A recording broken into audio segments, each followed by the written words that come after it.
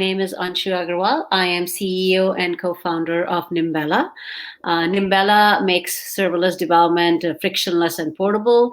It is a serverless platform that unifies the programming experience and provides the necessary abstractions to enable the developers to code once and run on cloud of their choice.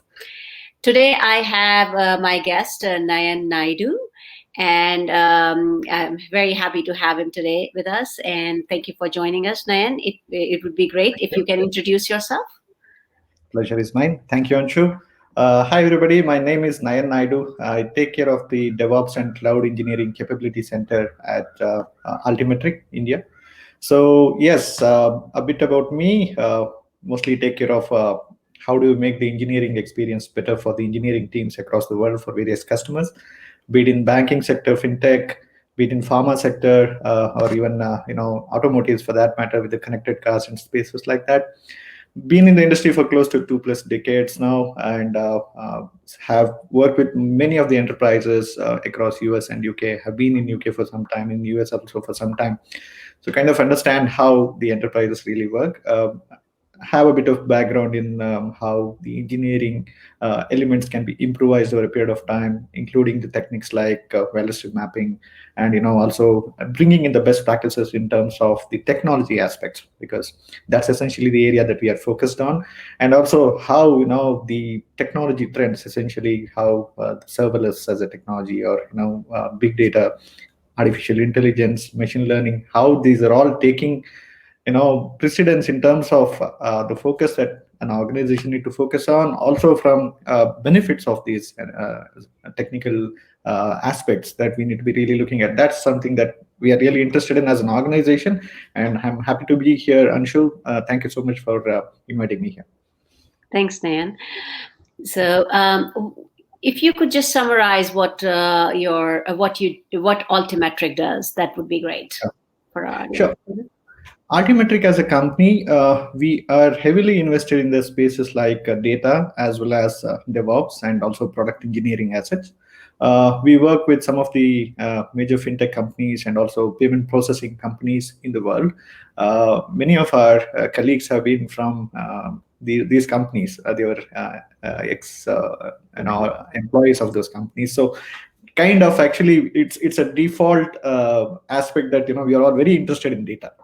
Okay. So the kind of data that we deal with is at times petabytes of data. So that's obviously makes it's very interesting for us to how do we manage data as a practice, and to enable the data to go in a particular way, and also the way that we consume, we start injecting it and also start processing it.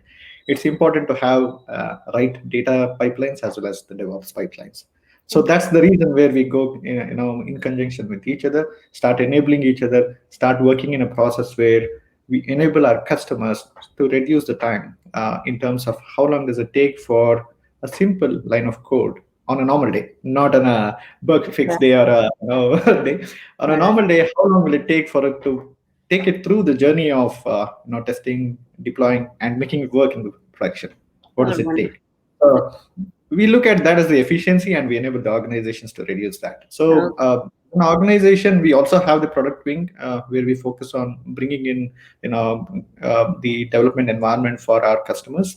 We also have a few platforms that we are building in the space of analytics, mostly focused on DevOps and cybersecurity, where collect the data, start looking at how the maturity of an organization is in terms of the activities that are going on, and also how do we take them as part of the journey in terms of digital transformation, utilizing the best practices of the industry, and also getting the best benefits of cloud computing, serverless computing, big data, artificial intelligence, etc. So that's the area of focus that we have, Anshu. Okay. And where is your customer base mostly? So majority of them have been in US. However, we do have a few customers in Europe as well. Okay. Otherwise, yes, it's kind of spread across. We do have, and as you would know, majority of these customers, though they have their engineering centers in US, they would have presence in Asia. Okay. So that way we kind of interact with both the teams, and kind of works well, mostly because nearshore kind of setup. As I was telling, we have the development centers even in Uruguay, Poland. We We are also coming up with development center in Canada, so that it becomes easier for our customers to actually For the collaborate with. customer. Yeah. Okay. So All that's right. the kind of stuff that we have. Okay. So, you talked about cloud computing, DevOps, and all that. So, what do you see the future of cloud computing in and in various geographies in US, in India? Where is there any difference? Any comparison that you can draw? So one thing that we have definitely seen is India as a market is changing, especially the consumption of cloud computing in terms of the infrastructure. It's changing massively. Mostly because of some of the platforms which are coming up in India, be it the unique identifier data that we have, UPI data, which we are actually managing across. They are across India for the number of people that we have. I know a few people who have been thoroughly working in that space, and where they have completely a vendor agnostic setup infrastructure that they have brought in with milliseconds of response time for each query that comes, right? So that's the kind of infrastructure that we are trying to build. And take the example of Amazon India, or take the example of Flipkart. Some of the retail vendors, they have been using some of these cloud computing technologies in terms of focusing on how do they grow. They are kind of setting the trends. Meanwhile, there are also enough companies which are coming up, and organizations which are coming up. Following the trend of the startups, we also see lots of enterprises trying to actually step out of their comfort zone in terms of having that setup of their own infrastructure, try to build it in a way where it can start getting the benefits of cloud computing. So that's essentially where and thanks to this year 2020 that we all went through, I think we all went through the situation where all of a sudden we had to change our mode of working. Yeah. Everybody had to go remote, and Yeah. everybody had to figure out a way how do we actually give the access, still consistent access, which using which the engineers can continue to develop, build the products, bring it to the market, because digital transformation actually got a good kick, if I'm not wrong, Yeah, for absolutely. for the last, It yeah, got sorry. boost and it got accelerated. Yes. Oh yeah, it's like everybody started thinking about digital transformation. So I speak at least for a few customers with a few customers every week who Okay. are interested in trying to look at how can we make things better, as in terms of how the organization is working, and digital transformation, considering the focus on tools, the way that they operate, and the cost benefits that they want to bring in, and also the way of working where they need to have an agile, nimble way of working. That is where cloud computing comes into picture, and that is where I believe the future is kind of changing the way. And I think we would have seen a good amount of growth in terms of digital transformation, specifically focused on cloud engineering, the past 1 year, 1.5 year, as Yeah. compared to earlier. I mean, that's something that at least the way that we are all heading towards in terms of where we want to go is how I Yeah, see yeah. it. Yeah, actually, there are lots of articles that say that we accelerated at least 5 years, if not 10 years, in terms. Exactly. Yeah. Exactly. So, Now, I think, and again, the businesses were forced to adopt. It's not that it yeah. was a it was a sense of urgency that actually got built in because they had to survive, and their competitors had already moved on. Some of them were maybe not there yet, but they had to move on. These are some of the things which kind of influence them to actually take it forward. Is how I see it. Absolutely. And I think the way cloud computing has, the adoption of cloud computing, especially keeping the hybrid in mind and also the multi-cloud strategy, that's the way I believe it's going on in India as well as in abroad and other countries as well. So, coming back to your first part of the question, I don't see too much of difference as such in terms of adoption, because everywhere the digital transformation is taking up, and I see the similar kind of mindset with customers in US, in India, in Singapore. So that's the trend we are seeing, even in Europe for that matter. Yeah. Okay. You briefly touched upon multi-cloud and cloud agnostic. I want to delve a little bit deeper on it. So, Right. what is your opinion? I mean, we were not too long ago we were talking about journey to cloud. Now we see everybody talking about multi-cloud. But is it a reality or is it just a mandate? And do you think companies care about cloud agnostic platforms? So I think it's a very interesting point that you bring up, Anshu. Simple reason being, I have been discussing with a couple of customers, in the one in the banking sector and the other one in the pharma sector. Uh-huh. The pharma sector organization, they actually had a direct tie-up with one of the cloud service providers, and they didn't stop there. They actually went ahead, and for some of the other programs, they went ahead with second service provider, Okay. right? what I see is, both the service providers, instead of worrying about what's the best for the enterprise, they're more worried about how do they actually build their area of comfort within that organization. For me, what I feel is this is essentially where we have to bring in the difference, Okay. right? Because we need to really look at what is important for the enterprise to run for a longer time. Because it has to be, the solutions cannot be, the moment we start saying, oh, this is specific to one cloud service provider, the second cloud service provider, if at all, from a solutioning point of view, because the solution architects are from these cloud service providers, Mhm. and they start hesitating to interact with each other, Mhm. probably because of the competition and all that. What they tend to ignore is what's best for the customer, Mhm. right? That Right. is essentially where it's in the interest of the enterprises themselves to think from what is good for them. That Yeah. is actually Mhm. cloud Yeah. agnostic, right? Because that is where the vendor lock-in can be avoided. And many of the technologies that we have, I know some of the cloud service providers are good at something, and some may be good at something else. Mhm. But we need to look at what's the best for both. And we are Yes. also supposed to start thinking about, we still have the hybrid setup. We still have the infrastructure, which is we can't let go from many of the enterprises perspective, Yeah. because Mhm. that's their core system. I Yeah. still have a banking customer that I was talking to, and they were saying, I mean, it was very interesting, right? I give them a demo, explain them, hey, this is how we do, this is a nimble way of working.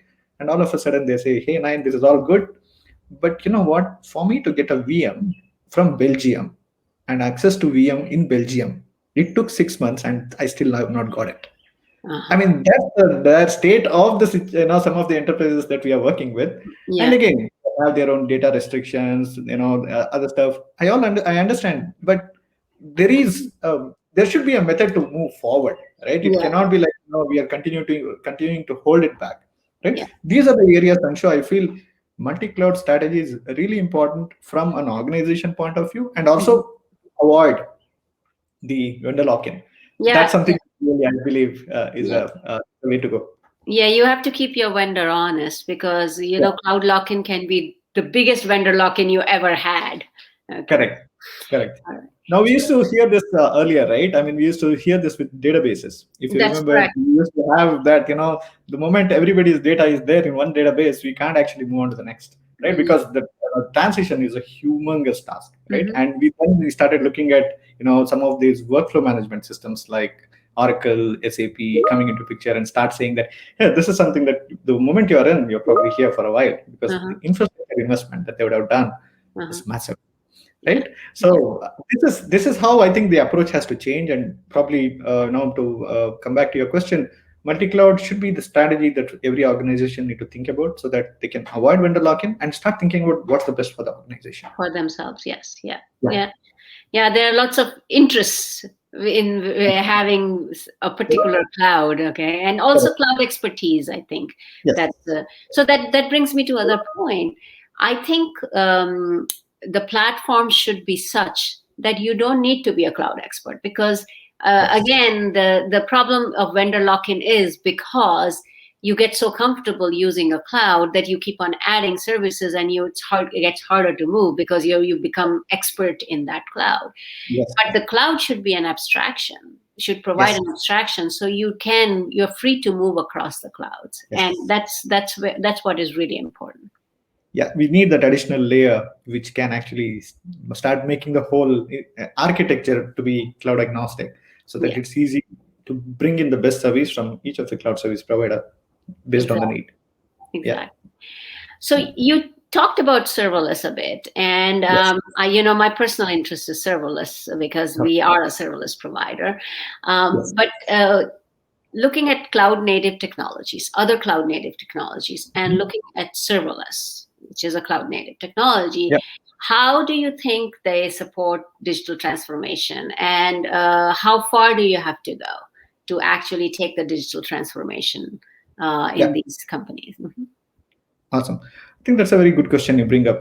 So before we go into that, probably we need to understand a bit on some definitions in terms of what is cloud native Yeah, versus what is yeah, serverless yeah, computing. absolutely. Yeah. So obviously, cloud native, we actually create an approach of building and running the applications to get the best of the cloud computing, right? I mean, as a delivery model, we start utilizing, not investing too much in the initial stage itself. We get the best architecture, which can start helping us to bring the faster mode of responding to the customer requirements that we get. That's the best part of the cloud native applications, and that's an Mhm. approach again. So Mhm. serverless computing, when we say that, it's again an execution model where we start thinking about utilizing the best of cloud again, where the resources can be dynamically allocated, and we start charging the users as per the usage, only for the compute resource and storage resource as needed. And obviously we have to slightly figure out a way, it's like being away from your traditional way of development.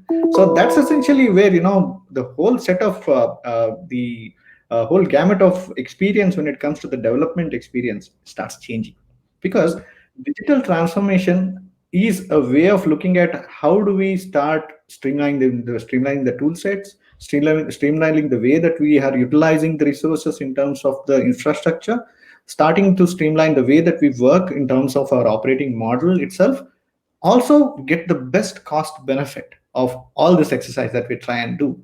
When we start thinking about all this, there is a need for us to have the mechanism to scale at the runtime based on the requirements that we would have. And that's when I think serverless computing does a brilliant job in actually executing the approach in terms of how we can make sure the engineers can think about writing and deploying the code at a faster pace as compared to worrying about the underlying infrastructure. Absolutely. So that's essentially where I believe the digital transformation is going to get a boost with the way how serverless is actually being configured, and how we are actually bringing the time to a very small time in terms of bringing up the infrastructure based on the events that gets triggered. And that's essentially where I believe being cloud native and also taking care of the serverless infrastructure that we have, the architectures that we have, the digital transformation is going to get a huge boost.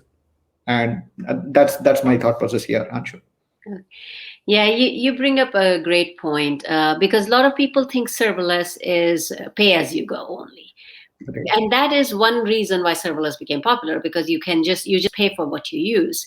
But the Correct. biggest benefit of serverless is actually in developer productivity, because Correct. you're not spending any time in mundane work, which is a lot of work, which is infrastructure management. You're just developing your code, your application logic, and the platform is taking care of everything else for you. So what that Yeah, does is developer productivity, and what it does is faster time to market. So you are absolutely. saving so much developers time, which is the costliest resource for you. And Right. I think the biggest saving is over there, and a lot of people don't understand, or don't look at that part of the savings that come from Correct. server. Mhm. So this is one of the reasons why we as a capability center are also very interested in this technology, because Okay. that's an area of focus for us, right? Yes. We want to make the developer experience better and Uh-huh. faster. The simple reason being, and as you rightly pointed, this is an estimation which is conveniently ignored when we actually look at the overall project plan, Yeah. right? And Yeah. the time it takes on and off on a daily basis, where a person is trying to push the code to the deploy the code to any of the higher environments. Yeah. If it is taking a lot of time, Hmm. obviously, the developer's productivity is directly getting impacted, right? Absolutely. Yeah. Yeah. Yeah. So you brought up the serverless computing and how you're looking at it. How is it particularly fitting in the future of things at Altimetrik? I mean, are you like 10%, 30, 20%, or 50%, or like how much do you think adoption is in your customer base or in your own environments? So I can take the example of we at Altimetrik, as I was saying, telling in the earlier stage of this conversation, we are heavily invested in data, Okay. right? And it's important for us to have the infrastructure which can be brought up and brought down on the basis of requirement of the processing of data. That's essential for us to get the right amount of data to our customers. Okay. So it becomes imperative that we have to have this infrastructure which can scale, Hmm. and also not cause us too much of expenses from the cost point of view, and also secure enough to scale in a way where we bring it up and just let it go whenever we don't need it, right? So Hmm. that's essentially where we as an organization are very much interested in serverless technology. And recently, we were working with one of our pharma customers, where we were working on some of the infrastructure which is essential for them to do the data processing. So obviously, the easiest approach was launch. Obviously, they went with one of the cloud service providers, so automatically launch those serverless instances, do the processing, and get the data that they want and come out, right? So that is essentially where I believe. Not just here, right? I mean, if we look at the way how even the connected cars technology is working in the automotive sector, Mm-hmm. that's also an area where serverless computing actually plays a huge role. Yes. At least the way that we think about it is, we understand there's a humongous amount of data that is required to be stored. However, Mm-hmm. there is also processing that is required on a regular basis. There are Yeah. batches that need to be run on a regular basis. You don't really want those batches to actually be consuming so much of your infrastructure and keep on running and only trigger batches once in a while. No, we need to start utilizing the best functionalities of the cloud service providers which are already available.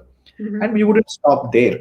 We would probably start thinking about what are the other alternatives that function as a service can provide from serverless technologies that we would have, and Mm-hmm. start utilizing some of the already available open source technologies that can start helping us, be it Mm-hmm. in the place of image processing, or be it in the area of how we want to run AI. These are some of the places where I believe we are going to go a long way along with our customers. Of course, customers requirements come first.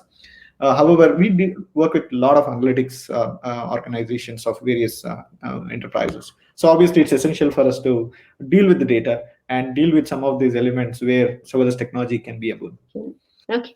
And you briefly touched on AI. Could you give some example use cases that are being used in your clients' environments? Mm-hmm. So clients' environments, yeah, obviously, artificial intelligence as such is still catching up, and enterprises are a bit hesitant when it comes to utilizing everything that is available in the market, Yeah. right?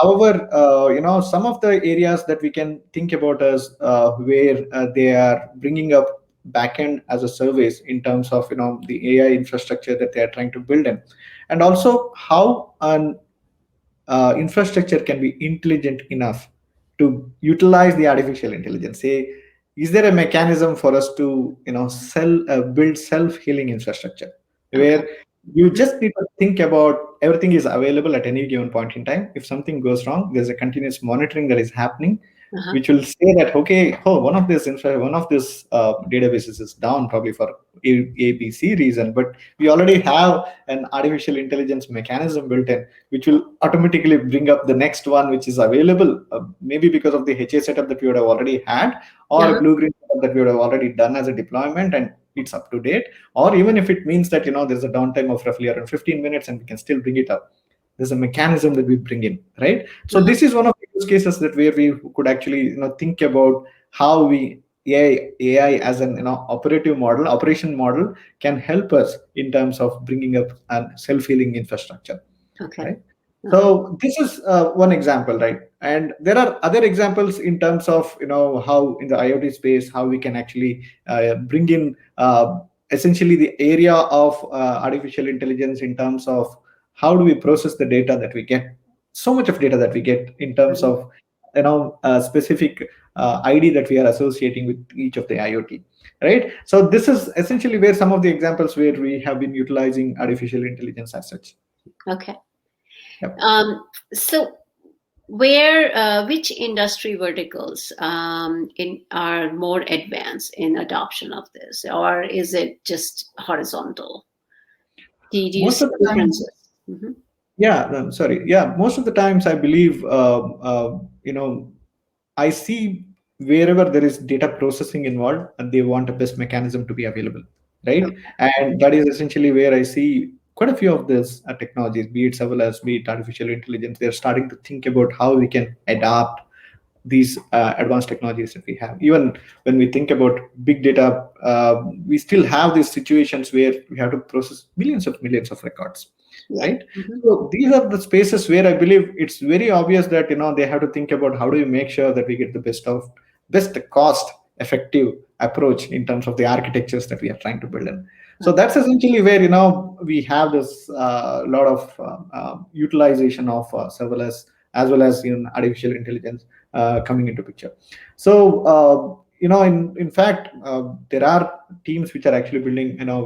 We looked at image processing as one of the requirements for one of the applications, one of our customers Mhm. that they required, in terms of virtually simulating the environment that they are actually working in. Not getting into much of details, obviously it's proprietary. So yeah, Yes. they have to virtually simulate the entire setup that they are actually having in terms of automotives, and automatically they required image processing approach that we were supposed to use.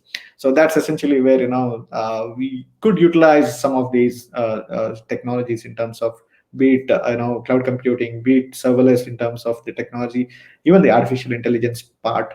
That's essentially where we could start helping them to utilize this. The adoption rate, Anshu, as such, is relatively slow, mostly because not many are. It's the education part. I would rather say that more than the know-how, it's the education part, because most of the people, still trying to figure out what's the best way of getting the benefits of be it cloud computing or serverless or AI for that matter.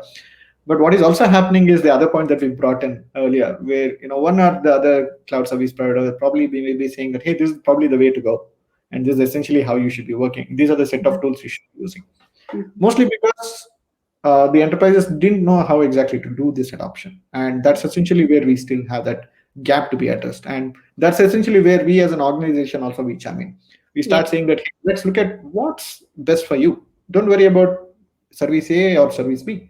Let's look at what are the best of both, Yeah. right? Yeah. There are some of the DaaS providers who are predominantly good as compared to others. Some of the security elements of some of the cloud service providers are predominantly good as compared to other service providers. So we need to look at best of all and try and see what suits us, Okay. and not create a single point of failure or too much of dependency, but still try and make sure that we have an cloud agnostic, cloud service provider agnostic multi-cloud system that we can Uh-huh. set up, which can Uh-huh. start helping with the solutioning part. Okay. Okay. And so you mentioned the education part, which is very Yes. important.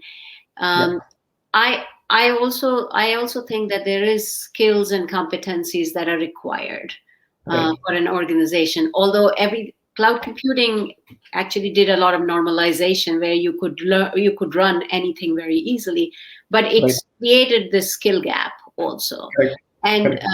serverless should bridge that skill gap, but it's still there when it comes to cloud computing. Yes. So can you talk a little bit more about what you see in your client install base? What Yes. skills and competencies are needed in the organization for this to be successful journey? Yeah, I think first of all, the knowledge of cloud fundamentals itself. I think that's something which we believe is a basic requirement. And in fact, even in our organization, we started making sure that every engineer understands what's cloud computing. Right? Okay. That's kind of, we consider that as a basic requirement for all of us. We Mhm. suggest the same thing to our customers as well, because until and unless a person understands the lingo that is being used, they will not be able to understand whatever is being told to them, and even Mhm. if it's asked to them. Recently, we were discussing with one of the publications where they were asking a similar kind of question. What are the important aspects that we need to be focusing on? One thing that I say is, whatever the training courses that are available, they're all good. Whatever the certifications that are available, they're all good. But we Mhm. still need to have one capstone project which will actually take a use case from your own real time experience. Mhm. Try to do that on and off and actually get used to it, then go back and start working. Right? Okay. That's the practical element which I believe is sort of missing in any of the training programs for that matter.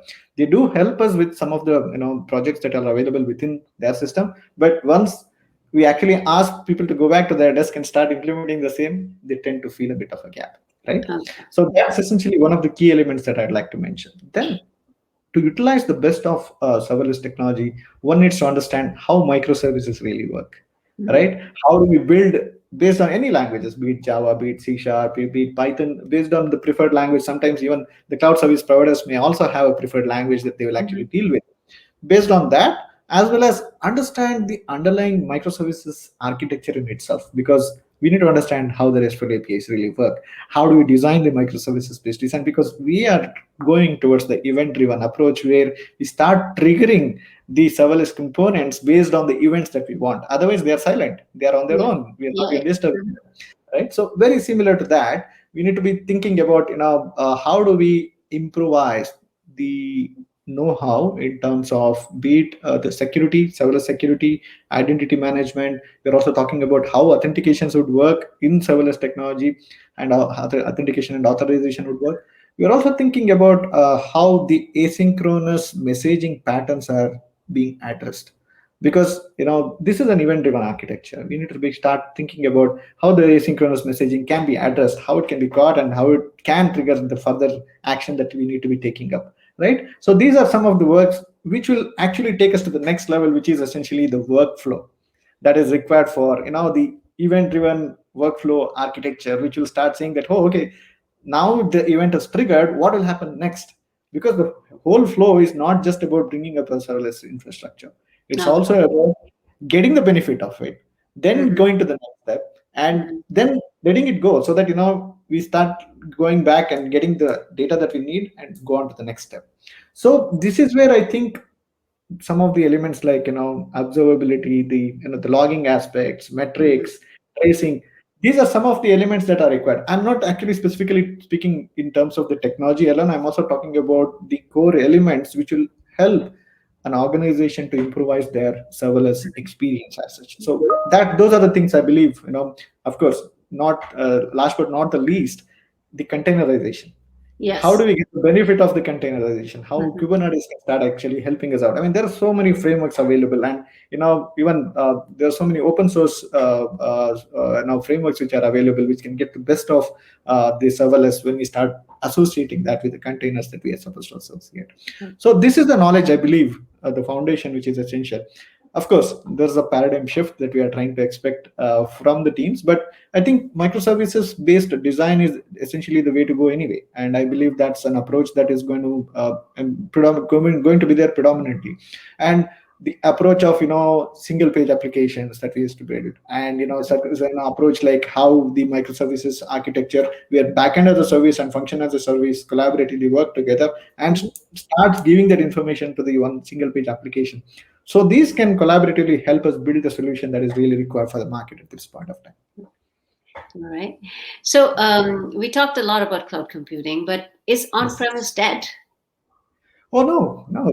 So I believe it's a hybrid approach that we'll probably have to take. As I was telling you, the earlier few of our customers, they're still there in terms of their existing infrastructure. We still have some mainframes working. I mean, and it's a fact, right? The processing still happens through them, and that's still happening. Some of the banking sectors are still there. However, the data that comes out and the essential processing that is required in terms of understanding the user experience that is required to be built off late, right? I mean, that's essentially where we need to think about a hybrid approach. Mhm. I think as an enterprise, even for them to switch completely is going to be a humongous task. And also, they need to have a fallback option always, Yes. right? Because at the end of the day, they are processing some of the payments. The Mhm. moment, I mean, it's an obligation for themselves as well as from a regulatory point of view. More than regulatory point of view, for organization to be, self-compliant in terms of whatever the money gets transferred, it's get transferred immediately. If doesn't, it immediately gets back to the source, right? That's a very important aspect, and that's where the trust gets built, right? So these are the elements where I believe you still need to have a fallback option. Meanwhile, you also need to think about what are the technology advancements that we have and how can we get the best of the cloud computing. That's essentially where hybrid IT is going to stay. That's Yeah. going to be there for some time, Yeah. right? And yeah, sorry. I totally agree. And on-prem has a very wide definition also. So even virtual private cloud is part of your on-prem because it's managed by you. Correct. It's provided by the cloud provider, but it is your cloud. It's And private. then there is your data center, your own data center infrastructure, which is definitely your on-prem. So on-prem has kind of definition has changed also. So Yes. I have one last question, and you touched upon it earlier, containerization. So Kubernetes Yeah. is like a mandate. Mhm. Correct. enterprises have either adopted it or are on a journey of adopting it, or given a mandate that they need to adopt it. So it's one of those three. It's not not a choice anymore. It's not a choice. Yes. And it's a great normalizer across clouds, okay, because it is Kubernetes, okay, and where I think it's done quite a lot for the adoption of the cloud, but I think where it has failed is that it's very complicated. Okay, there is a steep learning curve. Okay, definitely. And that's why the higher level stacks are needed, so they can bridge that complexity gap and provide that. So I personally feel that serverless bridges that gap because it can run in a Kubernetes infrastructure. But I wanted to get your opinion on what you think about looking at it from the various lens of different clients. No, absolutely. I think most of the serverless frameworks on Kubernetes actually they have this feature of how do we deploy into the environments that support Kubernetes locally or remotely, and including the environments like OpenShift and other stuff, right? So the advantage of building serverless on Kubernetes is gaining. I think it actually gives you a lot more control over the underlying platform, and that's essentially where I think we should all move towards that. And that's essentially where you can see so many open source platforms which are coming there. I mean, example OpenWhisk and OpenFast that we have, and also the Kubeless and things like this.